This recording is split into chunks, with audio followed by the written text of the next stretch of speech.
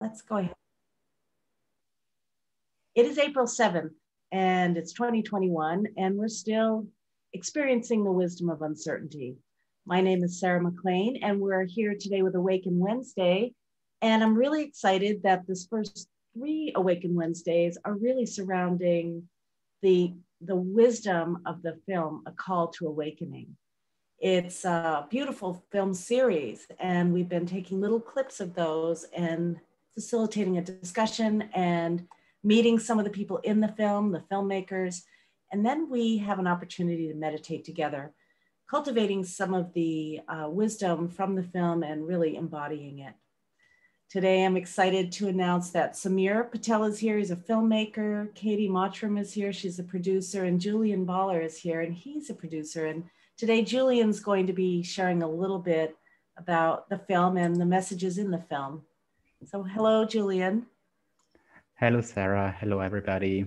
It's great to be here coming together. It's really a joy. Yeah, and I'm happy to tell you a little more about the A Call to Awakening documentary series.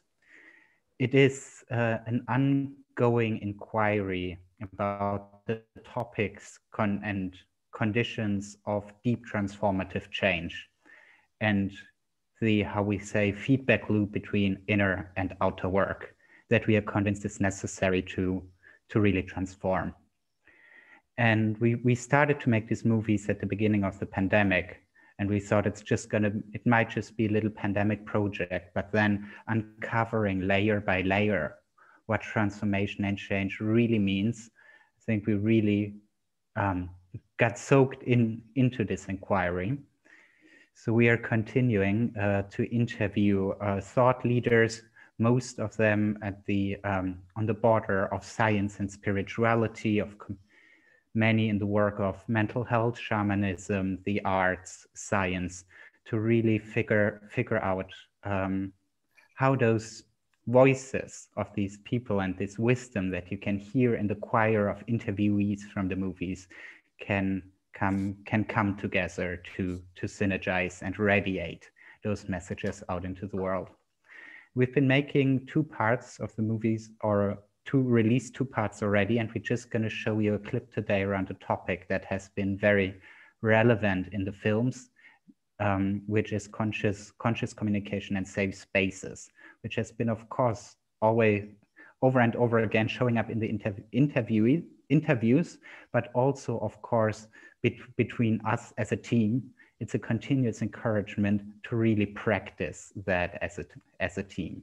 So yeah, I'm really happy to this session and really curious, and would like to pass honor to my dear friend, co-creator, campaign founder, and author, publisher, Katie Mottram, who's here with us. Thanks, Julian. Hi, everyone, again. Lovely to be with you again. Yeah, sorry, I've just realised I've put myself in the shadows. There's actually a light shining in my eye, so I hope you can see me okay. Oh, goodness, it's like we talk about having to live these films as we go. So we're all going through life challenges at the moment, and today's subject, as for topic of conversation, as Julian said, is conscious communication and safe spaces. So I just want to be consciously communicating that we're kind of ad hocing today. So excuse us for any kind of, well, we're just being human, really. So that's what these films are all about.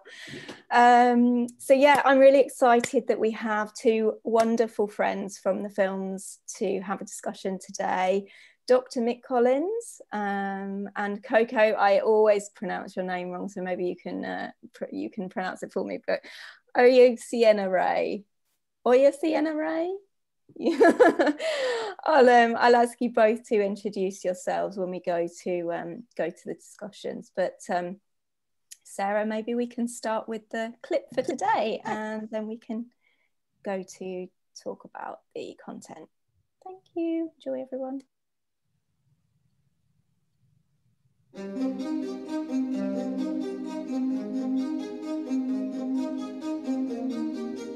I think really the work at the moment is what the Jungians would call shadow work.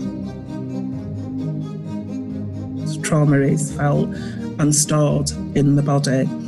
And it's forever seeking a way to be released and a way to be voiced. This old suppressed pain is just wanting to be heard.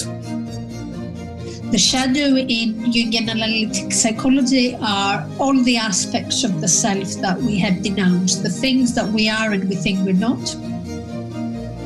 We have to embrace our emotions fully in order to integrate that fragmented part of ourselves, in order to truly have compassion for ourselves and for another. This is old trauma that is wanting to be released, and if we project it onto another, then we're just perpetuating the same cycle.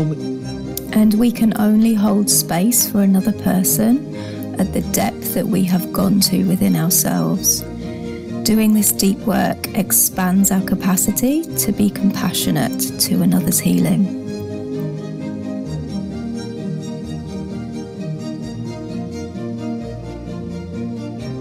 I'm very much into creating safe spaces where people can authentically speak from their heart, to be able to voice all your emotions. Where people are supported to be able to have a time out and to reflect on their life and connect with themselves. And so how to create an environment that's open and inviting. Find someone who you know you can be true with, that isn't going to judge your emotions as something that needs to be bypassed or transcended. You provide maximum freedom, but within a container of maximal safety. So if we were to be able to create a space and have different kinds of experiences that would allow the human being to begin to imagine what is it within them that they could change. But the benefits both for ourselves and for the world as a whole are potentially paradigm shifting.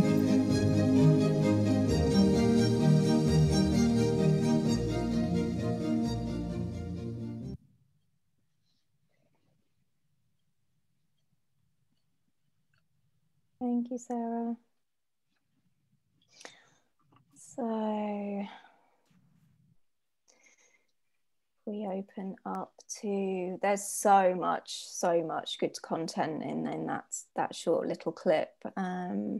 It's knowing where to start, but Coco, your voice is quite prevalent in those 2 minutes. So maybe I could hand to you first to introduce yourself and give any reflections on that piece. So just focusing today, next week we're going to talk about grief tending, specifically shadow work, but today is more about how to create safe space in order to do that work. So if I could hand to you to kick us off, that would be fab. Thank you, Katie. And it is Coco Oya, CNRA. And primarily I'm a writer, but I've also been a tantra practitioner, and that really informs how I navigate the world. Because tantra is all about connection, it's all about intimacy, it's all about relating. And when we talk about creating safe spaces, funny enough, since making the film, my perspective around that has changed a lot, because I had this notion that we become holders of space, and which we say we create safety for people to be able to express. But what I'm coming to realise is that safety is a space from within. And so we have to teach people or be holders of space, but ultimately the safety is something that comes from within the person, because when they have that resilience to hold themselves and the capacity to hold the depth of their own emotions, then a world of possibility opens. And we live in a society where emotions are deemed as second class. When in fact they are the primary way of communicating. We've all been in situations, no doubt, where we've walked into a room and we can just sense the emotions of another person. by being in that space. And we can have, in that moment, we have a choice to either react to that emotion or respond to that emotion, and to create space for someone to go into the depths of what the emotion is that we need to express. And that's the thing that I believe we're going to move into now more of, is really understanding that emotions and trauma are trapped emotions in the body. It's trapped energy. Emotions are energy in motion. And so when I spoke about trauma in the movie, I've been on my own personal journey with trauma, and came to realise that it was just stuck in energy within the body, but that energy could be related to experiences I've had in this lifetime, but also experiences passed down the genetic pipeline through generations, and also from different out-of-body life experiences as well. So as simple as it is also quite complex, but ultimately to be able to move forward in a transformational way, we need to understand the emotions, and we need to be able to have the capacity to go to the depth of our own emotions, no matter how dark they may seem. Because again, when we call some emotions good, can you hear that banging? Can you hear that? Okay. Yeah, that's okay. When we make judgment around emotions, whether they're good or bad, that's where they can become stuck, because we are judging them. And that is the safety that we need to create, that no emotion is good or bad. It's just energy that needs to be moved and released. Yeah. Whoa, thank you, Unfortunately, Coco. I've got builders next up. I hope it doesn't disturb too much. This is real life, wonderful stuff. Thank you. Such rich content there, Coco. And I know, actually, as you were speaking, it was reminding me of the feedback loop that Julian mentioned. You know, all of our themes of our films are coming back to this feedback loop, where, and you mentioned, Coco, that, you know, we holding space for someone else is so that they can find the depth within themselves to hold space for themselves. So it's this continuous kind of feedback loop. And I know Mick is someone that I've known for many years, who I hugely admire and have learned so much from, and can speak to this complexity from a transpersonal and scientific viewpoint. So Mick, could I ask you to introduce yourself and respond to Coco? Thank you. Wow, absolutely. I really enjoyed hearing Coco and following on, because she opens up such a rich tapestry of, you know, images, feelings, embodiment, and yeah, love it. So thanks, Coco, and thanks, Katie. Yeah, I just want to say, what's my background? I've worked in mental health as a therapist. I've also been through a spiritual crisis in the 80s when I lived in a Buddhist monastery. And, you know, my world fell apart, and I thought I was evil, and I thought everything was just completely, you know, off kilter, and I could hardly function. But, you know, one thing that came from that, which I love, is that it really enhanced this mystery that we're all living in. I had to deal with my own inner traumas and the own split-offs and dissociations, but the idea that somehow we're in this complex mystery of life really sort of was never lost on me, and it somehow got me through that whole experience. So, you know, living in this time now where we're being asked to sort of really step up and engage in this massive paradigm shift that we're in, then how do we take care of ourselves? How do we create a safe space within? And I really concur with Coco there, that really it starts within. It starts with our own authentic journey within. And that's not only in terms of words and feelings, but also our visions, our auditory connections, our relationships with others, our relationships with the world, and everything that's part of this complex tapestry of life that we're part of is really part of what we're communicating with, both intrapsychically and externally, intrapsychically. So for me, that journey has become something of how congruent can I be with this journey of depth and communication and safety and authenticity in the way that I live my life, you know, and the way that we're all going forward. And I think these are some of the themes that are relevant for most people today, as we're all about to step over this collective growing edge. We're about to move out of a paradigm that's been so, the cult of the individual has ruled, and we're sort of lost in this materialistic paradigm. And yet there's this spiritual calling that's happening, and our desire to sort of embrace that, but at the same time meeting the edges individually and collectively. So I think we're really at this rich threshold for change. And yes, safety is so paramount for that, as is having a congruent way of communicating with all of our experiences, every part of it, however it's coming up in our dreams, in our sort of synchronicities, in the ways that we might feel guided by spirit as well.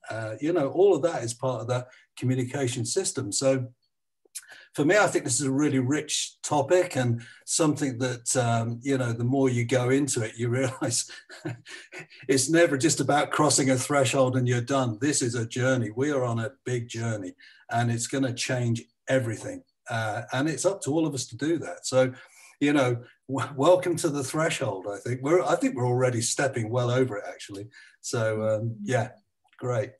I'd like to pick up a bit on that, actually, Mick, like the new paradigm that we're hopefully moving into, which is obviously the overall theme of our films, and the one actually what we're looking at in the third film, The Vision, is what would the world look like if we had these safe spaces in order for people to transform in a safer way. So I'm wondering if you could both speak to that a bit, your kind of vision for what would be needed for safe spaces that we don't have within this current individualistic paradigm at the moment. Yeah, and I'll thank Coco for giving a segue in earlier when she spoke. She said about going at depth.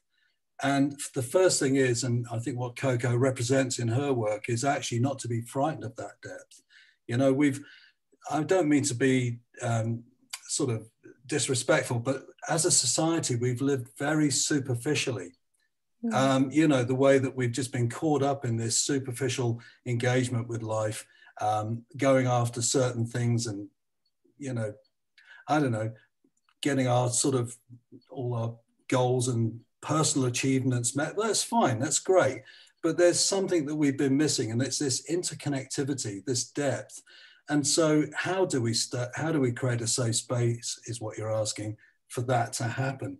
And I think, well, first of all, things like this that you're doing and the film that you're creating is already sending a massive message out for that.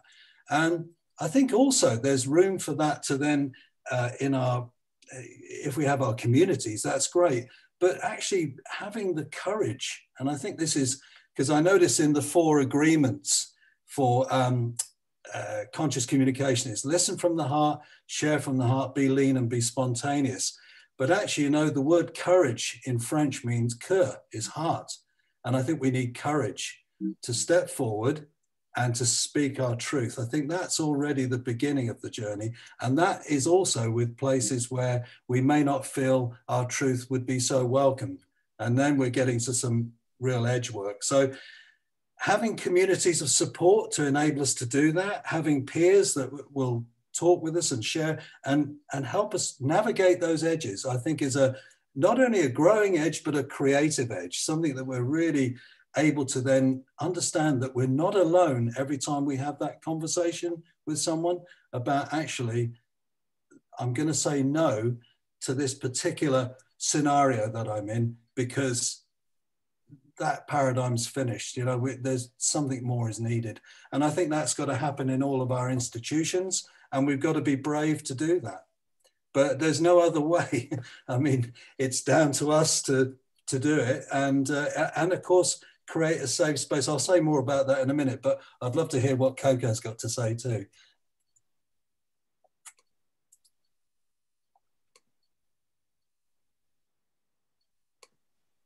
Oh, thank you.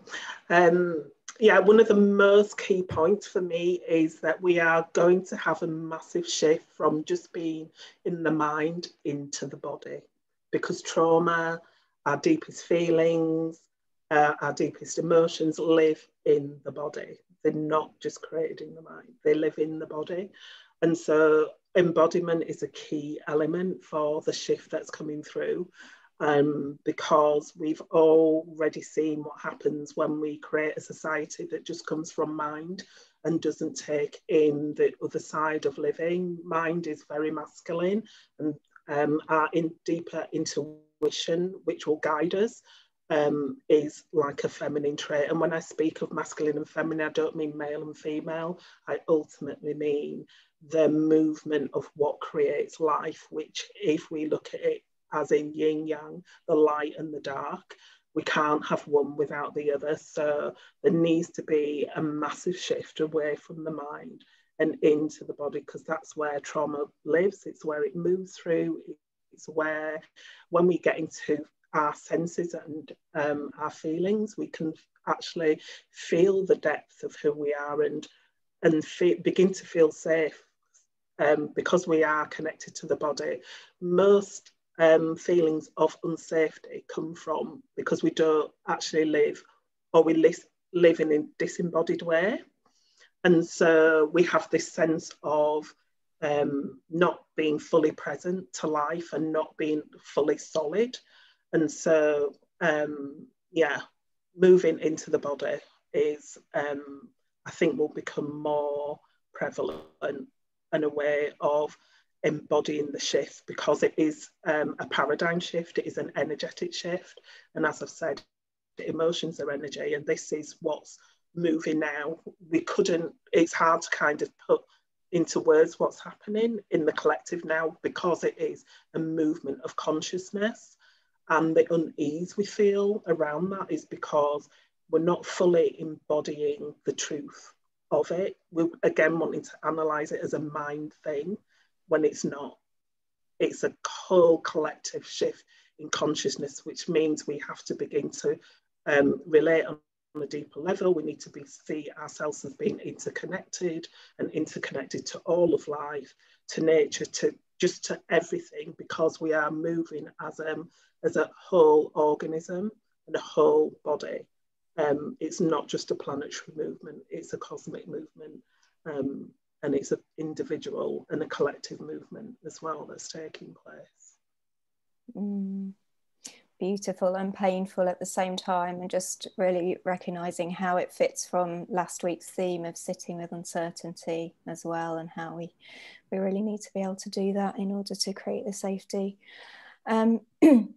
Sorry, Sarah, I missed the timings. What time are we going to? Are you going to keep me in check with time? Well, we have about 10 minutes, but I had a question for Coco, if you wouldn't mind. Sure. I was going to ask, you talk about getting, I basically think I know the answer, but I'd love for you to share your wisdom. How would you say people need to be more embodied? What practices, what are your top 3 practices? For me, top 3, I wrote a beautiful post called "Her Meditation is Movement." Movement practices are a genius, because I found that I couldn't sit still in meditation, and I know maybe a lot of people feel that way. And it was because my body wanted to sway and it wanted to move, because the energy wanted to move through. So when I meditate now, I spontaneously just allow my body to move in whatever way that it naturally wants to move. As a society, we get conditioned to be still from being very young, in school, sit still, don't move, have your head down. So allow your body to become free. Just put some music on, spontaneously move, and just see what happens. Another practice that I use is going out in nature and trying to attune kind of like the senses of nature to my body, because then that gives a sense of being, that life is greater than just myself. There's a whole energetic thing going on there. And also, another thing to get emotions moving is spontaneously singing. moving, laughing, just making different sound, emotional reactions and sounds, allow them to come through your body, and then again, just see what happens. These things might feel kind of like a bit strange in the beginning, but our bodies are very, very intelligent. And when we drop out of the body, out of the head into the body, yeah, it's surprising what our body will do. But yeah, movement, dance, and also when I used to suffer from anxiety, or what was deemed as anxiety, but again, it was just a wave of emotions and a wave of energy that wanted to move through me. So I started doing shaking as well. Again, just spontaneously allowing the body to shake. And again, it will naturally shake off any debris, old emotions, old energy. Yeah. Yeah, I love that, actually, that reminder, Coco, about what we can learn from nature, because obviously when we look at animals and they get a shock, their initial response is to shake it out. They shake the energy away, and then they're kind of ready to get on. And I think there's a lot for us to learn from that, for sure. Yeah, absolutely, which is why nature's such a beautiful teacher when we observe that, because it's right in front of our eyes what we can do. Yeah, I'm noticing we've got about 5 minutes before we go to meditation. So, Mick, was there anything else? Yeah, I'd like to follow on from Coco there. And equally love that connection with nature.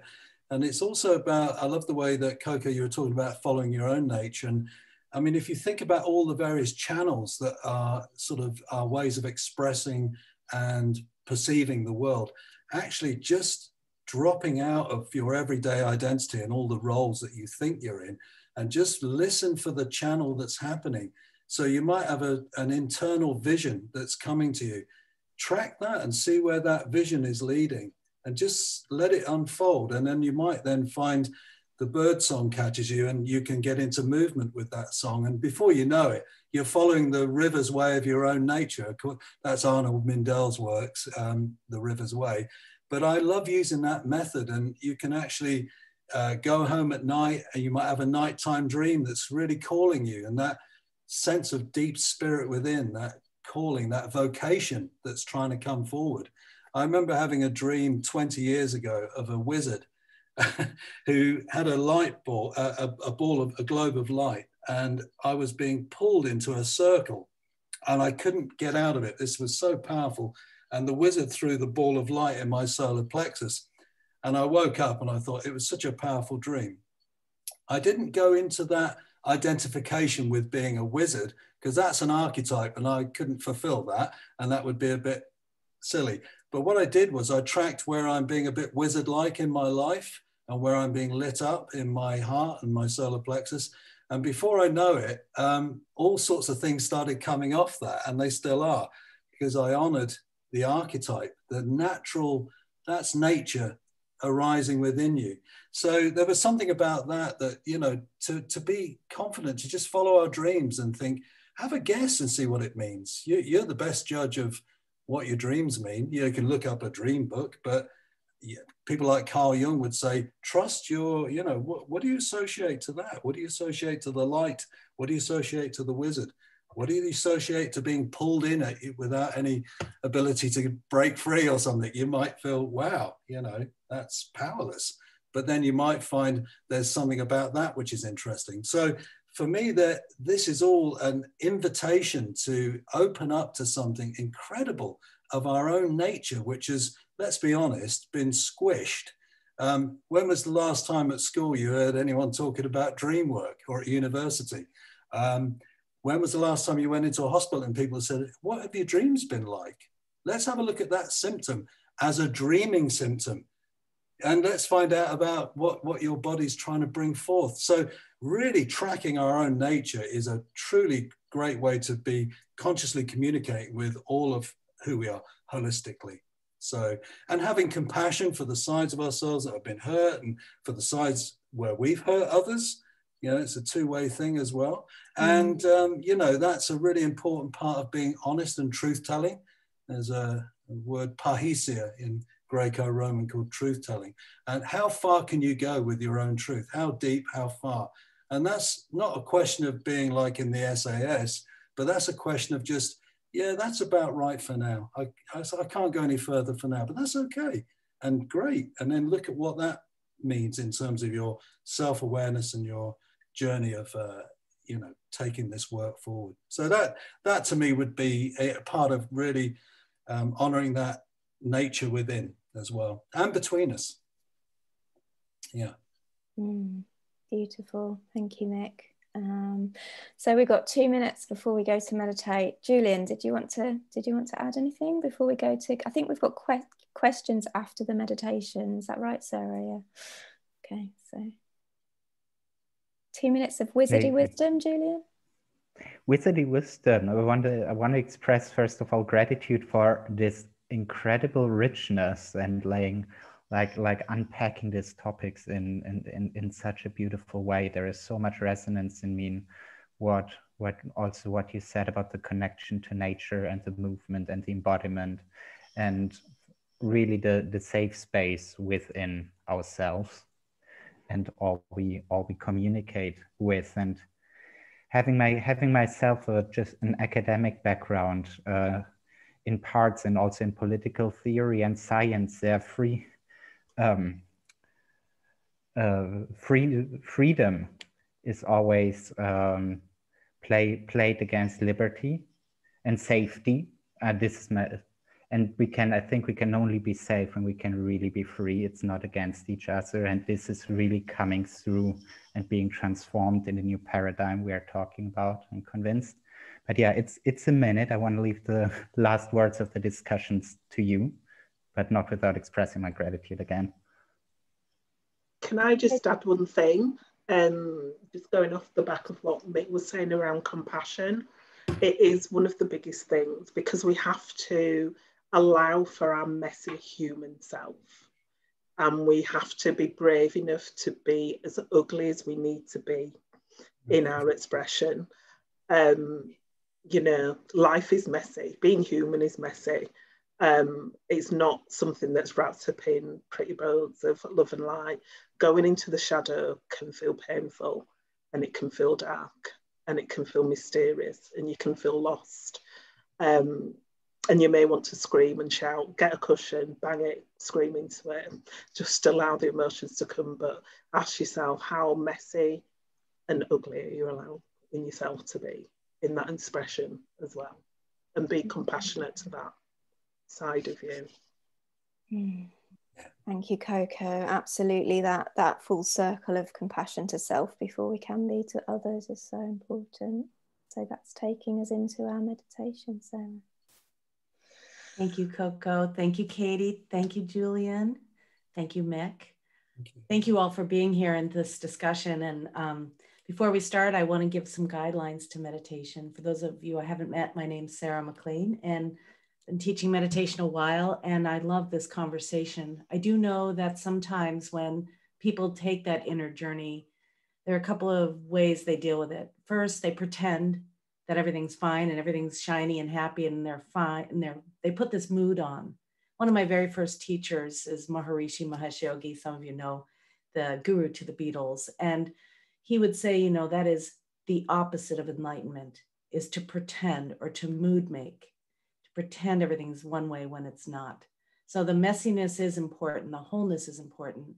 Also, what I notice is when people close their eyes and take that inner journey, they tend to berate themselves for various things they may have done or thought or behaved in a way, or not being perfect, or comparing themselves with others. So I often come up with these 5 essentials to the practice. The first is your mind will travel. It will travel into the fantasy land, into the future, into the past. It'll travel into self-hatred sometimes and self-criticism sometimes. So it's okay, just recognize it. And this is what Julian was talking about in terms of freedom. You have the freedom to pay attention to what you want to pay attention to, wherever you may be. And secondly, be very kind to yourself when you're meditating. This is not an opportunity to spend a lot of time judging yourself. Third, don't try to have an experience you're not having, just have the one you're having. And sometimes it will be uncomfortable, and that gives you an opportunity in meditation with the freedom you have. You can open your eyes, you can look around, you can shake your body, you can scream, you can cry, whatever may happen there. And living in a Zen monastery for years, there were a lot of things that happened just sitting there that were journeys into the darkest recesses of my experience, and I'm sure for others. Number 4, let go of expectations. Let it be what it is. Every meditation is different, depending on who you are, what you've eaten, how you've been going about your day, and what you've been listening to, whether it's the news or some brilliant filmmakers.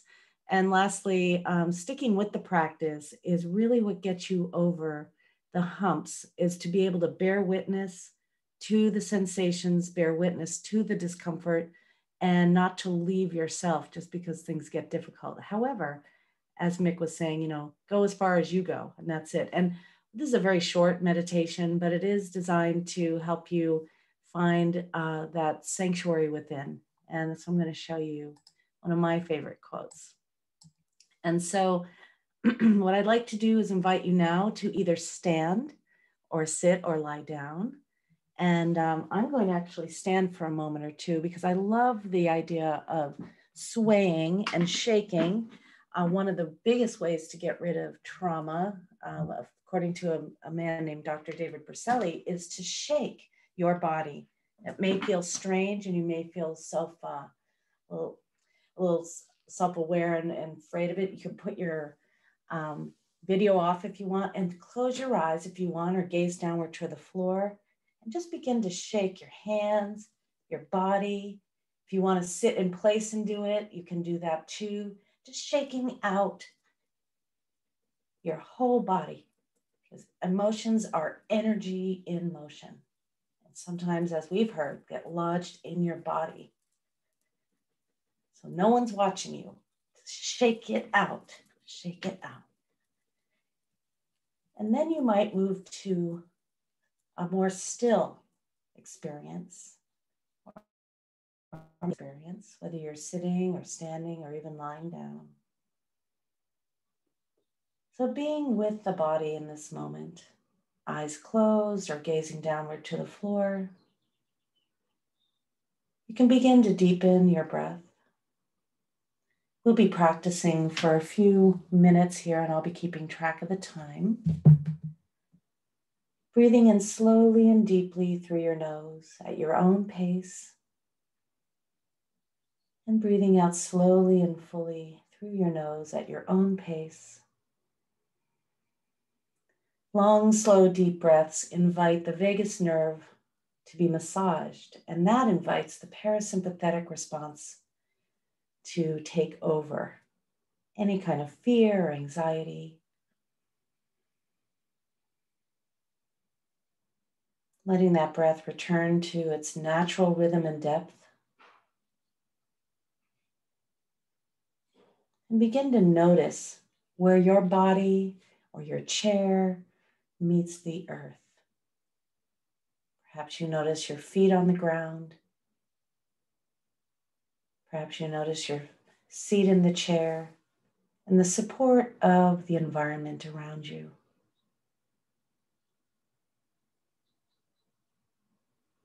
This moment right here, right now, is where you live. It's when you live. And this moment is supporting you right here, right now. As you sit and stand in community with everyone here. And get a sense of that.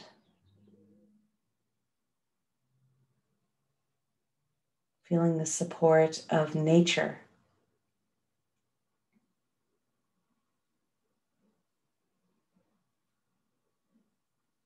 And let's begin now to become aware of how you're feeling emotionally. Whether your emotions are ever present, or just a hint of them, or very, very pronounced, just notice what's here and say hello.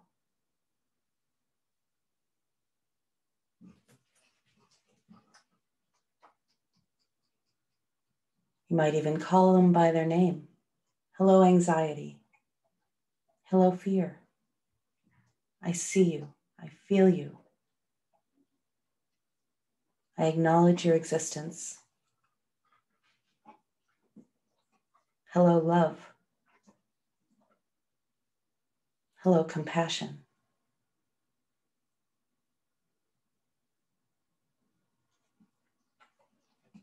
Naming these emotions helps to normalize them.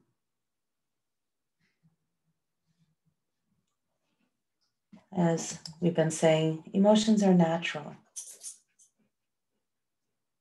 They come and they go like weather patterns.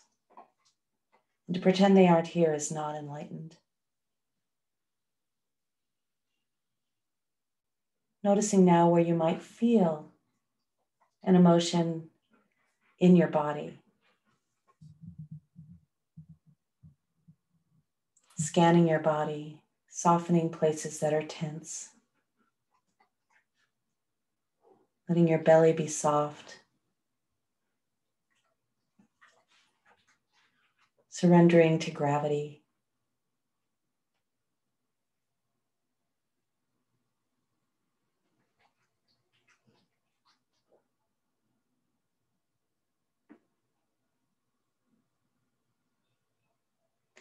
And as you pay attention to the body, do it through the lens of kindness, recognizing the body as a servant. Its language is sensation. It's here to serve you as best as it can.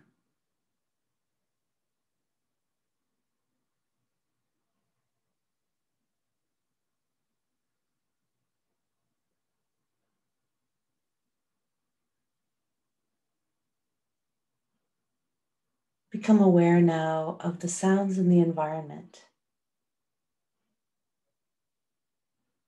You might silently say to yourself, right now, I hear, whether it's construction or your dog breathing or your own breath or the traffic.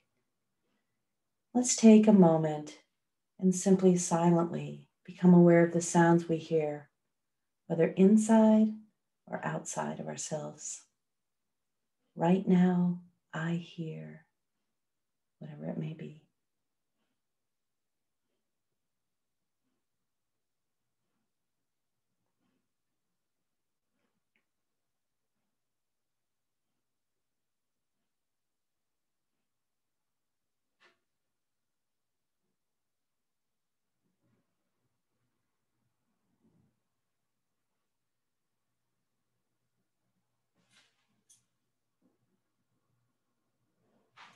Tuning in now to your sense of sight. Right now, I see, whether it's in your mind's eye or in the world around you.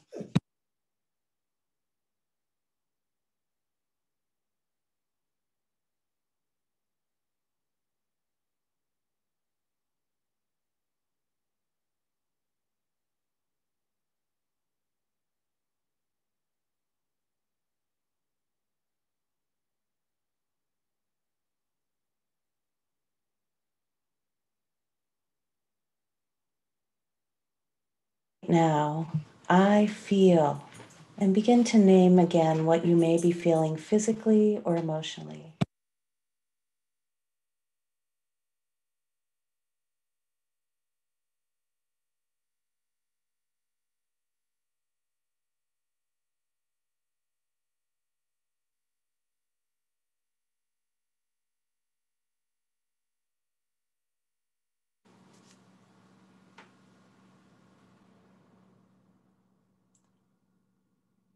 And we'll do this again, but now we'll do it without labels. Simply listening, feeling, and seeing the world through vibration and sensation and texture, rather than through the labels themselves. Right now, I hear, without a label. Simply listen.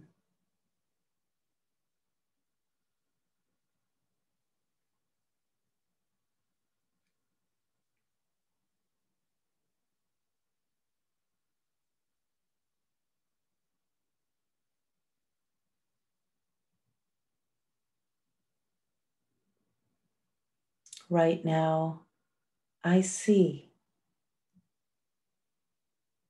Without a label, simply notice the impressions.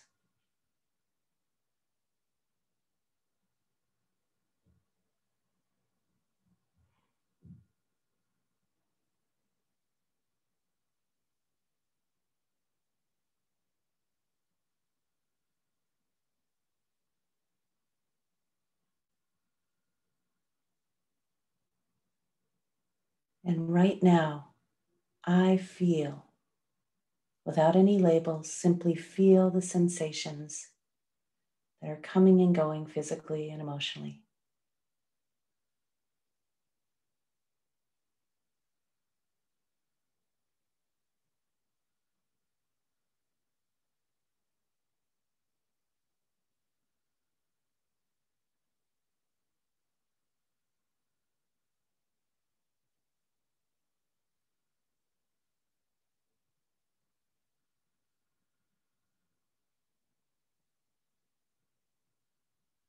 And now you might silently repeat the mantra, right now, I am.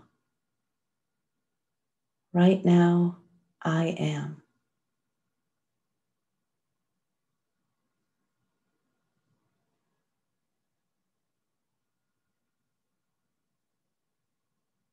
Tuning into that presence that receives all impulse, all vibration, all sensation.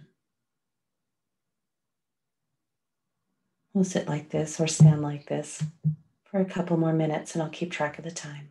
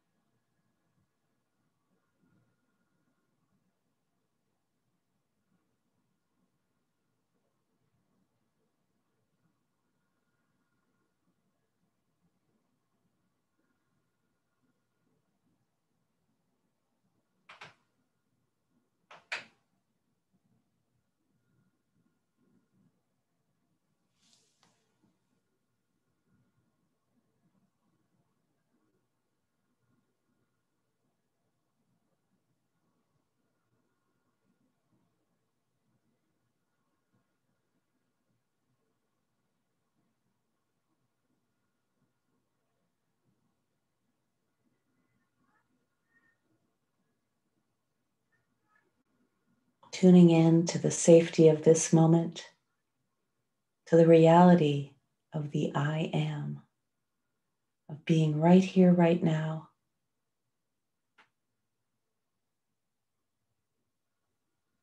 Unencumbered by doing, simply being right here, right now.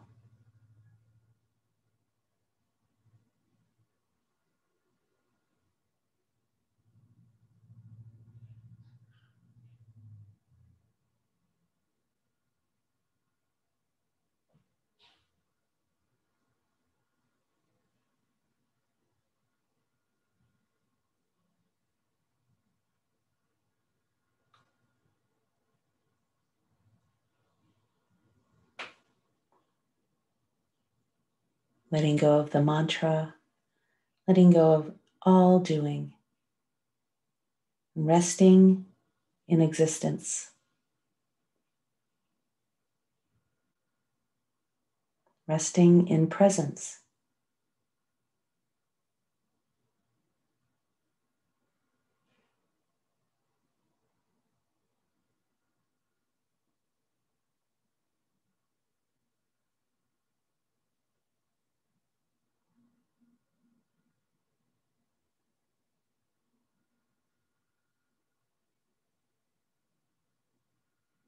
I invite you now to deepen your breath.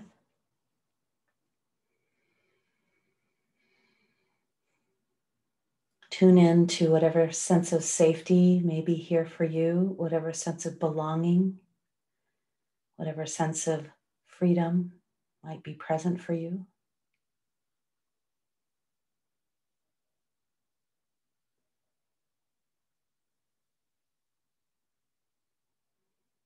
And as we come out of the meditation, I invite you to open your eyes slowly, if they're not already open. Just moving from the experience of resting in existence into bringing that into activity, established in being, performing action.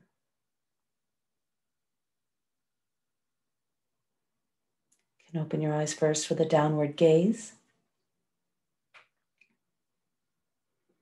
letting the light in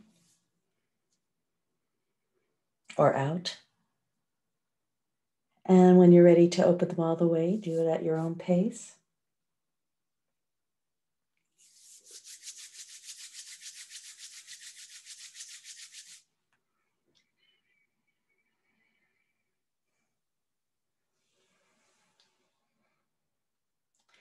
So thank you for practicing with me today.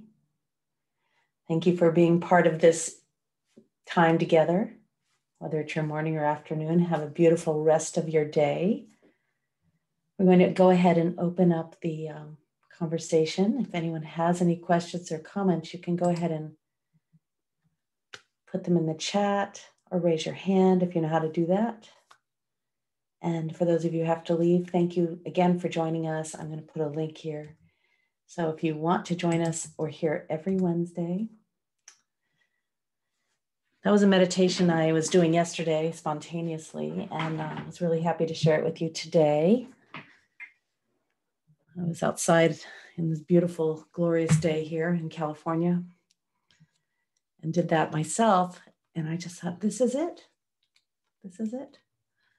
So thank you. Would anyone like to share their experience with the meditation or any insights they may have had with the conversation that was very stimulating?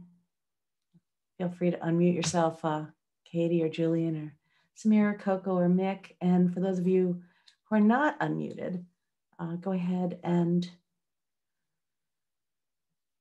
put your hand up and I'll see if I can see you. And we can, or put your questions in the chat.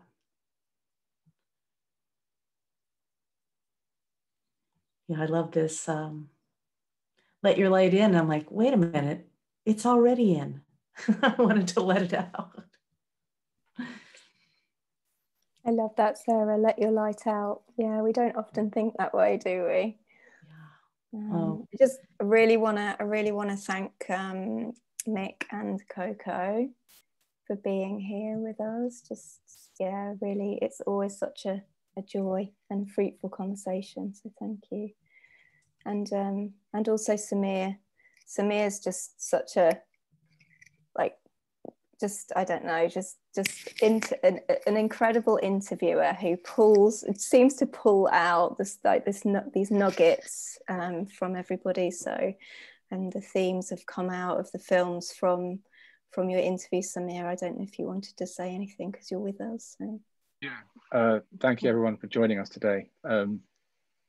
I wanted to ask Coco and Mick, actually. I get to ask you a question today. Coco, you talked about creating a safe space inside. That's been your journey. I just wanted to ask you first how you see the difference between, or how one can go about creating that safe space inside.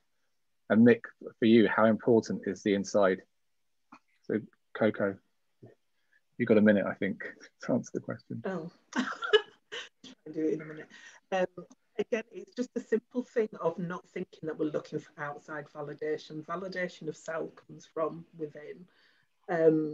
So I think Mick spoke a little bit about that, about building our sense of intuition. We know our own guidance, we know our own truth. So initially that it's about building a capacity to really trust what's going on inside is the right thing. You may have had intuitive thoughts or inklings and almost bypassed it because you're looking for someone to create that sense of safety from the outside.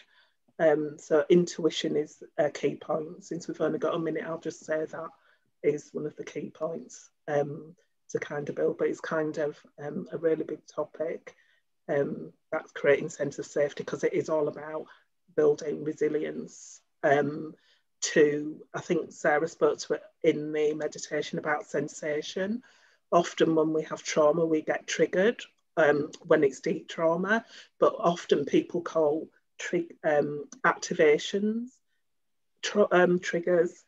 When someone says something, we'll get an activation of a sensation or emotion or a feeling.